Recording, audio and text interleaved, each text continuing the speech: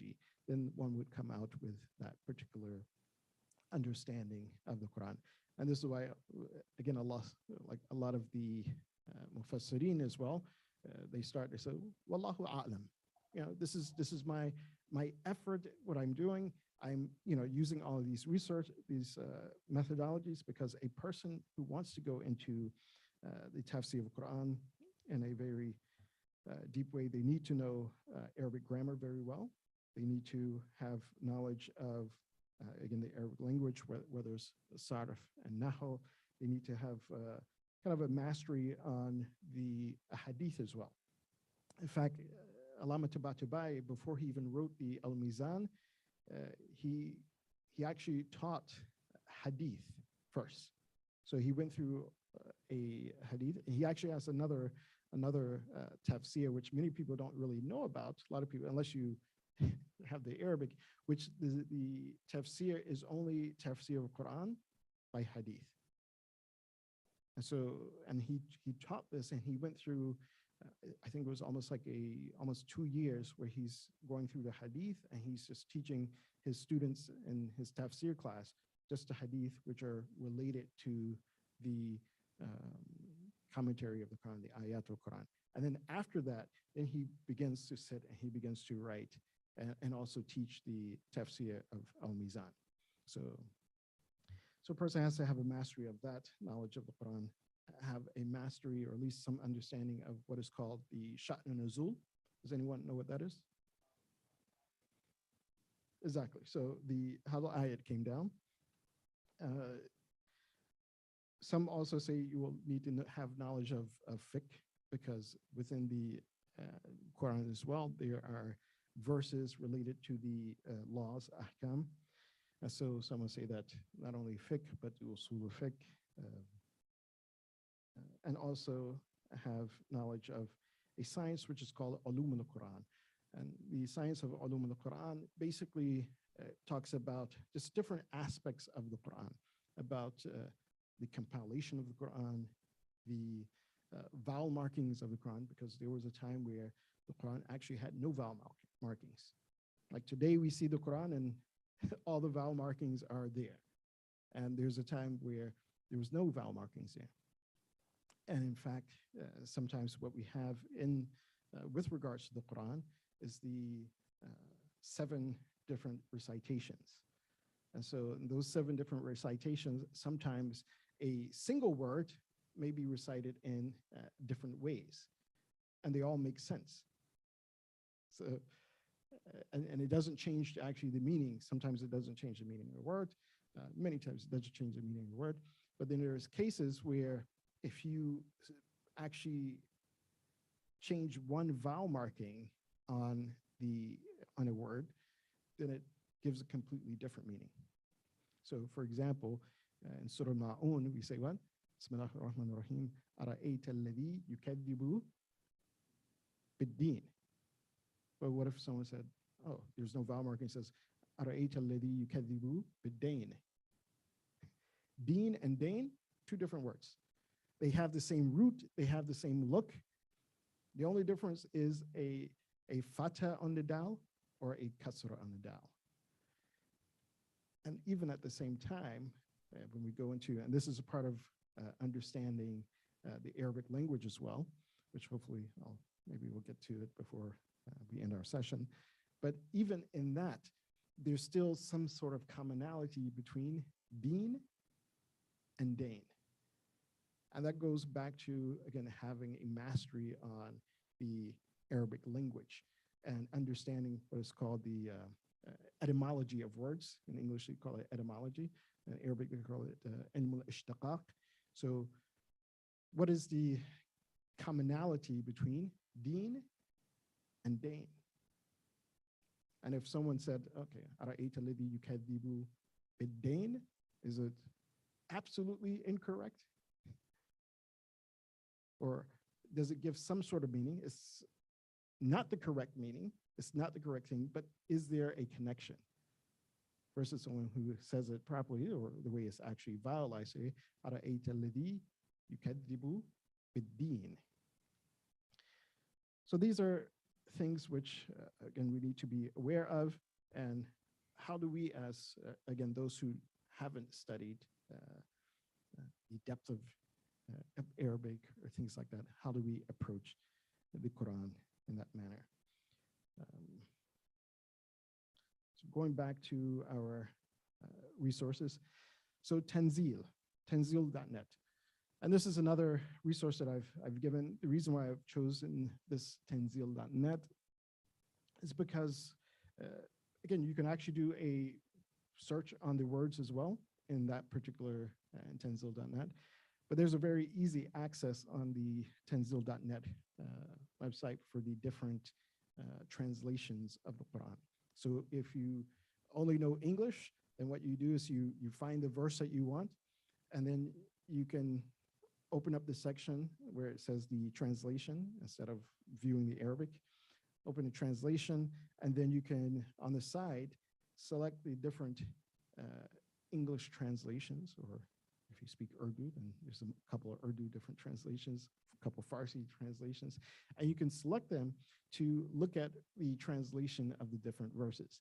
And that's also a very interesting thing, again, for someone who hasn't studied okay, to see the variations in the translation of the Quran and the way that different concepts are translated. And it will help bring about, again, a curiosity as to, well, what exactly is the meaning of this term in Arabic or in the Quran? What exactly is Allah subhanahu wa ta'ala He's stating to us? And I'll give a practical example of that shortly. Just go finish these kind of resources. The next resource is the Quranesque.com. That's resource number 3.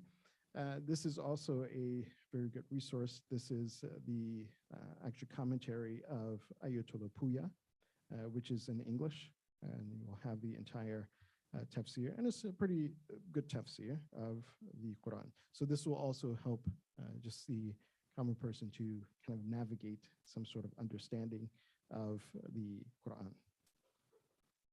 The 5th resource that I give is the Study Quran. So resource number 1 through 4, these are all free.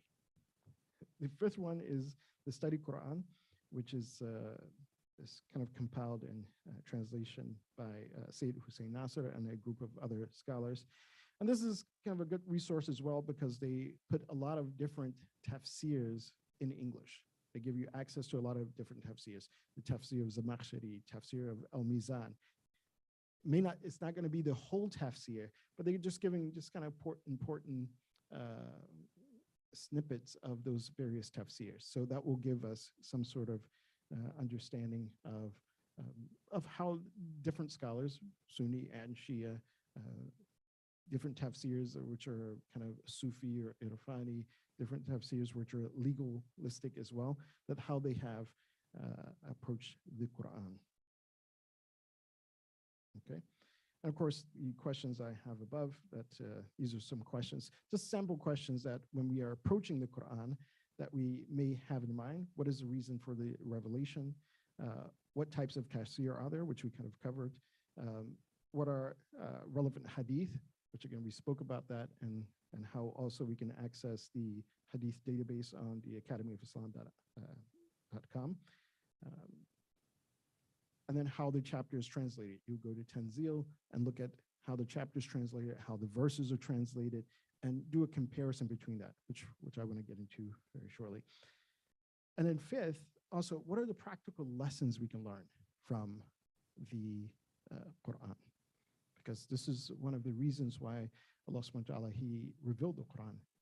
Hudan linnasi wa bayyinatin min al-huda wal furqan. So He revealed it as a guide, as a source of to guide us in our life. And in fact, there are some tafsirs which their tafsir is kind of focused on that, where of course, the language of the Quran is explained, the hadith, relevant hadith of the Quran are also explained, but also some of the tafsirs, for example, the tafsir of Al-Qira'ati, where he tries to point out just different points which are practical in our life, that how can I actually apply this verse to my life? What are the things that I need to be thinking about? So let us go to the Surah Al-Ma'un, which is chapter 107 of the Quran. And one of the things that we should ask as well about the different surahs, because that also helps us to contextualize that, that, well, what was going on during the time of Rasulullah sallallahu alaihi wasallam.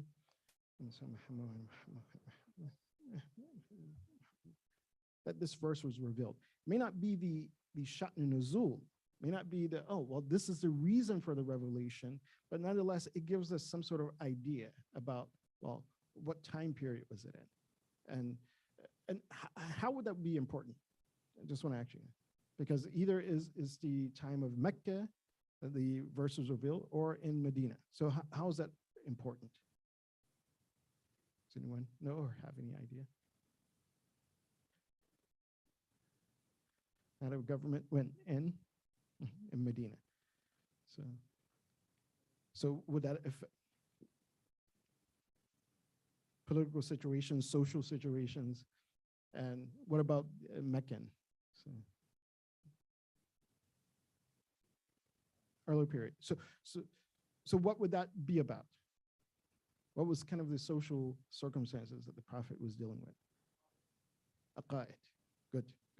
So, and this is one of the interesting things. So when you approach the Quran, when you find out, oh, hey, this verse is a Meccan verse, then most likely it's going to be talking about aqaid. It's going to be talking about a theology, about the belief system that sometimes, unfortunately, the mushrikeen had, or even sometimes some of the Christians or Jews who were in Mecca as well. So there's an engagement there. And then the Medini surahs, when the Prophet was in Medina, you'll still have some theological aspects to it, but there's a great deal of social issues about law, the legal aspect. So this is kind of a difference that you'll have between the Meccan and the Medini surahs.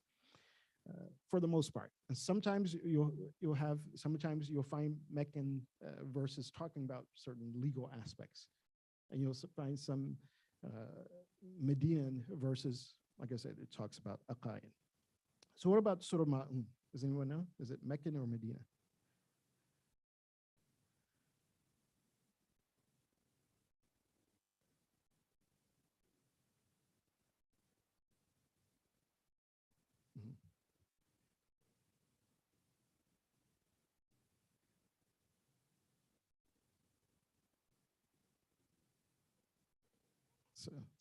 So thinking it's Medinan? Okay. Anybody else? Huh? Why Meccan? Mm-hmm. Mm-hmm.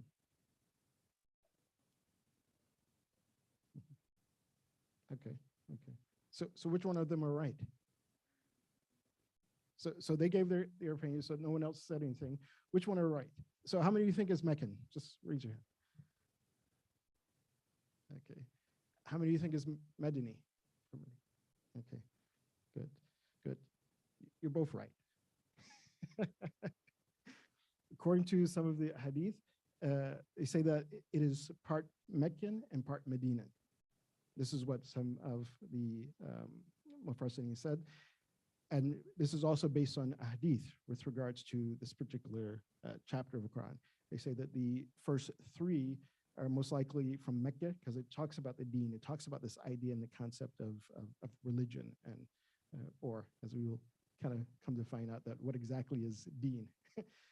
And then the latter part where it talks about about prayer. Prayer was in, and people just praying superficially, as you mentioned.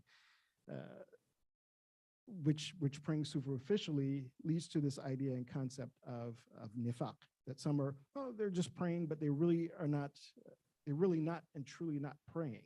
They're just outwardly praying, but they're not truly praying.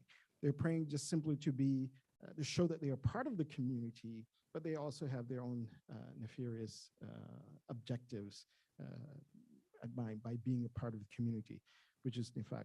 So both of you are correct, and all of you are also correct. is Meccan and Medinan. Although you have some some Mufassirins, they've kind of sided with one over the other. And again, based on their methodology, although there is evidence for it to be both or have elements of both and actually being revealed in both places. With regards to, okay, let me go into this first, because I think this will be kind of interesting. If we look at, just if we went to tanzil.com, tanzil.net, excuse me, and we looked at the translation, أَرَأَيْتَ الَّذِي يُكَذِّبُ بِالدِّينِ. And this is why I put us on the outline vocabulary, because you should actually write down certain things to kind of understand it. Well, what does this word mean? Allah subhanahu wa ta'ala, he's saying, أَرَأَيْتَ الَّذِي يُكَذِّبُ بِالدِّينِ. So deen is translated by multiple translators. One translated as a religion, one translated as doom, another as the day of judgment. And why do you think they will translate as a day of judgment? If we do tafsir Quran bil Quran, why would someone translate it as, oh, day of judgment? Good. Maliki Yawm ad-Din. So they're, again, taking that idea and concept that Allah, he's Maliki Yawm ad-Din. He's the master of the day of judgment. So religion as well, deen. Retribution, it's a day of retribution. Or someone who denies the retribution, which you could say Yawm ad-Din, but I think there's something else that's kind of behind this term also, retribution. And I think that, and this is Aga Qara'i's translation. And so what does retribution mean? Anyone? Day of reckoning, day of what? Your account, your hisab. So in some sense, I think he avoided the word, okay, religion, because deen may not be religion per se. And he avoided the word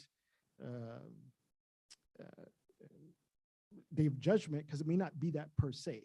These may be what we can consider as, in Arabic, they'll say misdaq. They are reference. They are examples of what deen is. So going back to, again, that idea of looking at words, and this, you may not be able to come to this point, but this is my sharing with you. The relationship between deen, the word deen, and dain, which if you saw it by itself without the vowel markings, it's almost the same. And one would look at it and say, oh, it's dain. Another one says, no, it's deen. So the relationship between these two things is that both deen and dain, they're united in this idea, a concept of hisab, that there's some sort of account, there's some sort of accountability. So if you borrow money from someone, then you're going to have to, at one point, take an account. You're going to have to pay that account.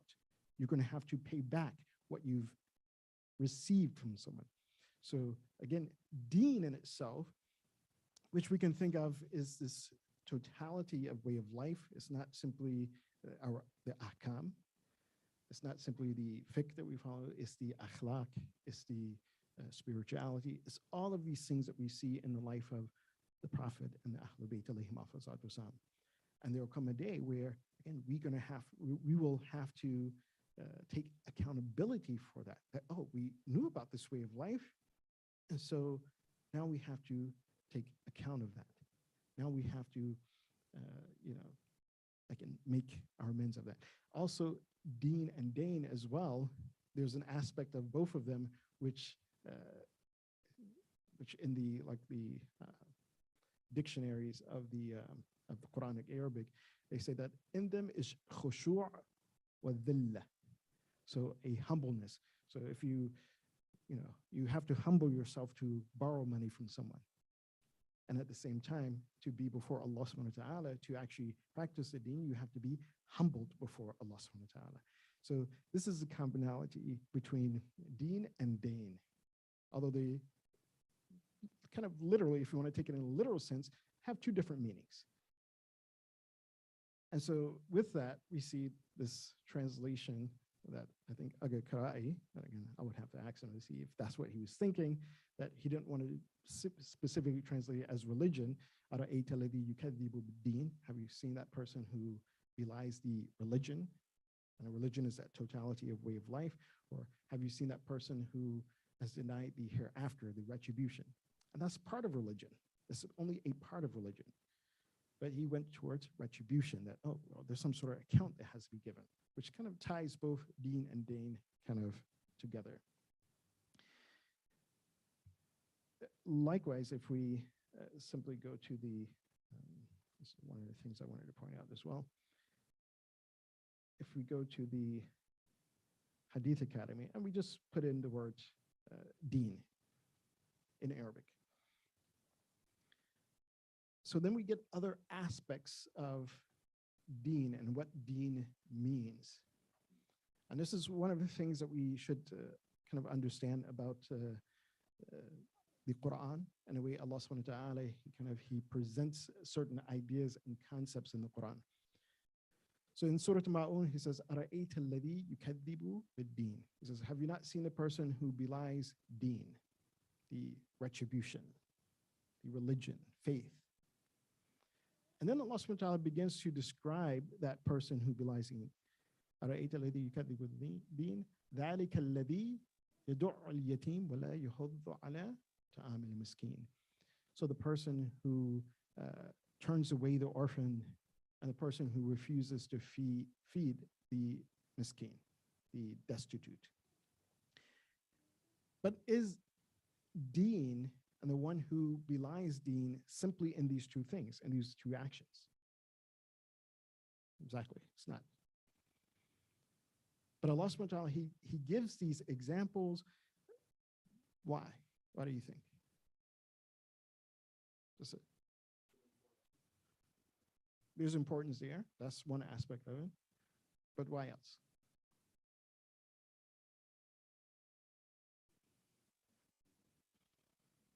Exactly, to urge people not to do that. And another thing we kind of quickly mention as well, because of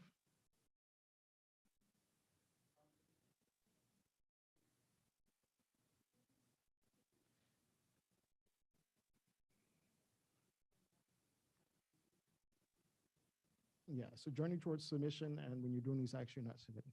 But also because of Shatn Nuzul, because of reason of revelation. That something is actually happening around the Prophet, that, again, this is a message that is coming to address that particular thing. And if we go to the study Quran, it's mentioned that one is As ibn Wa'il al-Shami, Abu Lahab. He was one of those persons that this verse is probably about. The other person that it was probably about was Abu Sufyan, where, again, he used to, according to the study Quran, it says he used to slaughter a lot of camels and give them away, I guess, to friends and family. But once a yatim came, and he hit the yatim when he was asking for some food. So there's a social circumstances that is also happening at the time. Now, if we look at this word, as I said, if we do a quick search in the Hadith Academy search database, and we just search for deen, we find other examples as well about who are those individuals who belie deen. And one of those examples, Imam Baqir alayhi salatu wasalam, it's been reported that he says, La dina liman dana bita'ati man asallah, wa la dina liman dana bifiryati batinin ala Allah, wa la dina liman dana bijuhuri shay'in min ayatillah. It says that person who basically subjugates himself or capitulates in obedience to someone who disobeys Allah subhanahu wa ta'ala, that person does not have deen. In other words, you're also belying deen. So if you accept the authority of someone who disobeys Allah subhanahu wa ta'ala, meaning that you're following them and you're following their tracks, then you've also rejected and belied the deen. If you also, and one who subjects himself to false attributions of Allah subhanahu wa ta'ala, then that person also has belied the deen, because that's part of the deen. So if Allah subhanahu wa ta'ala says he's Sami'un Alim, and he says, well, Allah can't hear me, or Allah can't see me, or or Allah is not, he's not just, or he's not this, then you're also belying deen. Someone who denies the signs of Allah subhanahu wa ta'ala, as Imam Baqi says, la deena lahu. Again, he or she is belying the deen. And so forth and so on. I'm not going to go through all of those because we won't have time to finish that part. But just to give some idea that if you look up deen in that hadith database, it's going to give you also other examples of what it is that we should be doing. As if we say that we have deen and we don't want to be among those individuals who are belying the deen, then we have to accept those attributes of Allah subhanahu wa ta'ala. Those individuals who are disobeying Allah subhanahu wa ta'ala, we cannot follow in their footsteps, we cannot follow in their track, they cannot be an example for us. The two examples that Allah subhanahu wa ta'ala gave, فَذَلِكَ الَّذِي يَدُعُّ الْيَتِيمَ. So the person turns away the yatim. So the question is, and my time is up, is it simply turning away the yatim? Is that the only aspect of that Allah subhanahu wa ta'ala he's displeased with? And if you do, that you're rejecting Allah subhanahu wa ta'ala's deen, this way of life that he's given us. Is it? No? Humiliate them, shun them. Yes. And has Allah subhanahu wa ta'ala given us other ways in the Quran?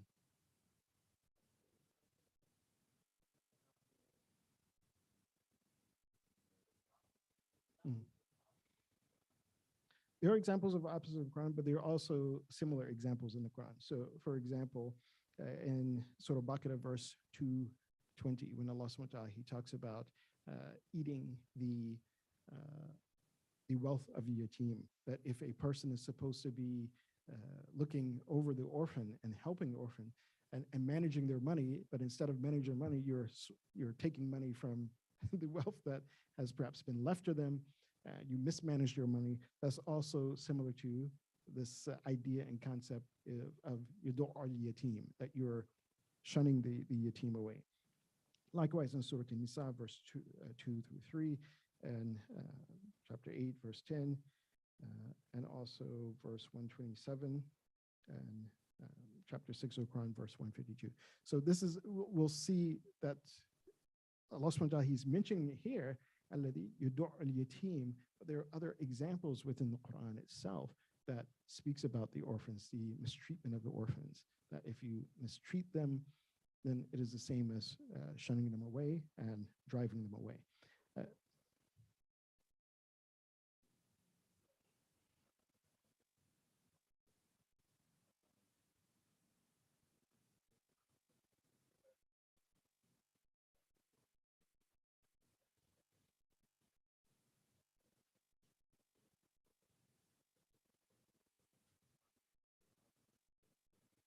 No, there are other examples. That again, when we are approaching the Quran, one of the first things we want to understand is the language.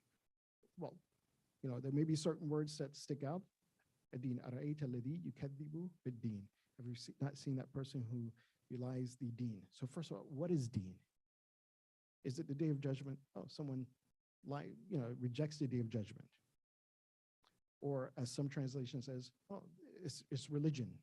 So is it that you reject religion or you reject the day of judgment? Which one is it? This is why you begin the comparison, and you come up with questions, maybe questions that you pose to the different scholars, the different ulama.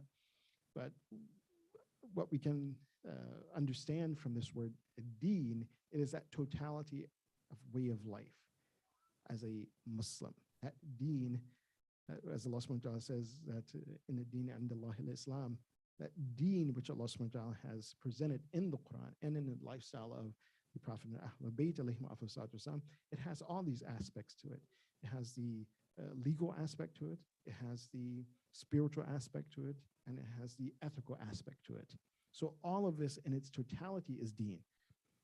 If you say Day of Judgment, this is just one aspect of deen. So deen in itself, when it's translated as deen, it's a little bit comprehensive, as I said. If you translate it, as we kind of pointed out, as retribution, it's kind of in between deen and dain, almost. It gives that concept that, oh, well, there's some sort of accountability here. So if you deny the accountability of your life, the accountability of what you have been delivered from Allah subhanahu wa ta'ala in the Quran and in the example of Muhammad wa ali Muhammad alayhi wa sallam.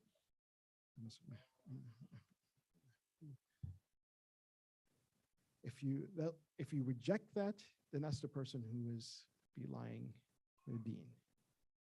Okay? So we'll close here unless there's any more questions. We'll take one more question.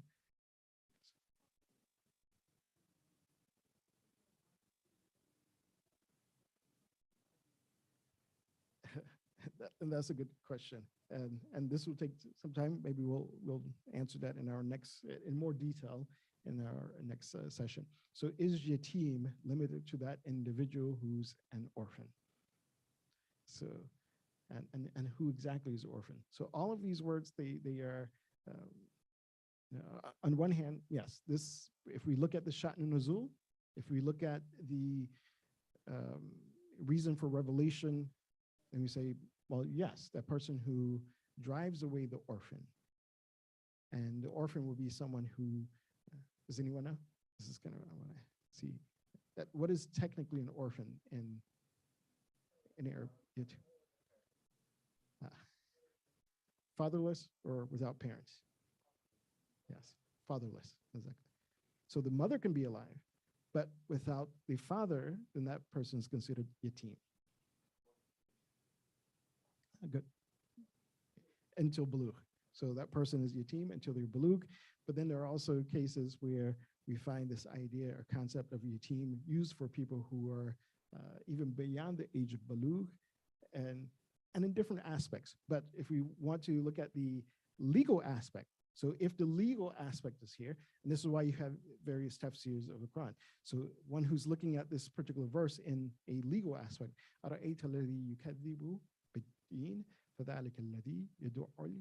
so that's the person who drives away the orphan. And who is that orphan? That person who is not baligh, who has not reached the age of maturity, and who lost his father. So this is what it's speaking about, that person has been driven away. So someone has not observed the rights of that orphan, drove them away. And when you have that commentary, it's specifically looking at the, it's looking at, again, just the legal aspects of what yatim means and who it is applicable to. Now, there are other aspects and definitions of yatim, which are not in a legal sense, but more in a kind of, you could say, spiritual sense. And there are circumstances, and I'll give one here, so that it's not left, you're not left hanging. So Imam Sadiq alayhi salatu wasalam, he stated that those individuals who are among our followers, our Shia, who have not learned or have kind of drifted away from the community, they said these are yatim. They're yatim Ali Muhammad. Why? Because for some reason, they've kind of drifted away from the community, drifted away from Ahlul Bayt. So then there's a lot of emphasis on, hey, to protect the yatim of Ali Muhammad. In other words, that you see someone who's drifting away from the community, that you go forth, you grab their hand and you bring them back into the folds of the community. You go and you help and you educate them, teach them about the Quran, teach them the lifestyle and the way of Muhammad wa Ali Muhammad. So they're called yatim Ali Muhammad. So could that apply here? The person who drives away the yatim. If we say that yes, which some scholars may, they would say that, but it's not looking at now the legal aspect, the legal and social aspect of that verse, but you're looking more at a, you could say, a spiritual kind of irfani aspect of that. Oh, hey, these guys are, they're not legally yatim. Both of their parents are alive, but they've drifted away from the community. They drifted away from understanding the Quran, drifted away from understanding the Ahl Bayt. So they are yatim Ali Muhammad. And so now what should I be doing with the yatim of Ali Muhammad? It becomes my responsibility to go forth, to help them, to help educate them, to help bring them back towards the path of the Quran, the path of Muhammad wa Ali Muhammad alayhi salatu wasalam. So I'll end with this. And inshallah, I guess even on our own, if we can kind of use those resources that I mentioned and take a look at each of these verses, and then it will bring about a very fruitful discussion, because definitely it'd be good to see that what maybe you have researched from understanding the hadith and wondering how this hadith may apply to this verse, if it does or if it doesn't. And then inshallah, we can have a fruitful discussion on the Quran and understanding the Quran a little bit deeper and better. We ask Allah subhanahu wa ta'ala to forgive our sins, to cover our shortcomings. We ask Allah subhanahu wa ta'ala to hasten the reappearance of Imam Zaman, make us among his helpers, his companions, and those who sacrifice our lives for him. Bismillahir Rahmanir Rahim. Allahumma ighfir dhunubana wastur uyubana waqdi hawaijana washfi maradana warham amwatina wa'ajjil faraj mawlana sahib al-asr wal-zaman وجعلنا من أعوانه وأنصاره والمستشرين بين يديه وتحت لواء بحق محمد وآله الطاهرين.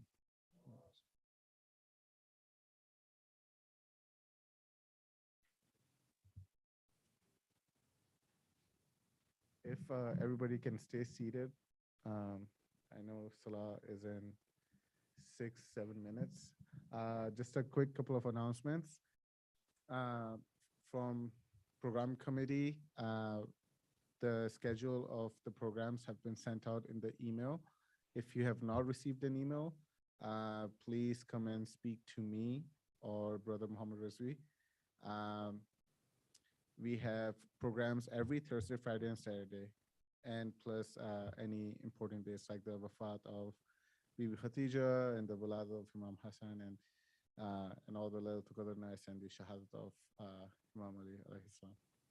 So outside of that, we have programs every Thursday, Friday, and Saturday. We're going to try to make this more interactive, so your participation is highly encouraged. And on top of that, we're going to have Kahoot regarding the topic as well. And so be prepared for that. So pay attention to Sheikh and his interactive discussion. Outside of that, that was program committee updates. Youth committee also have updates every Friday for the whole month of Ramadan. They are doing something. Next Friday is their lock-in for suhoor. They're going to be here after Maghrib all the way till 7 in the morning. Suhoor will be provided. They're going to have a lot of discussions, and the Sheikh will be here. A lot of the elders will be here as well to keep an eye out and guide them and help them. Muntazir, do you want to make any more? No, okay.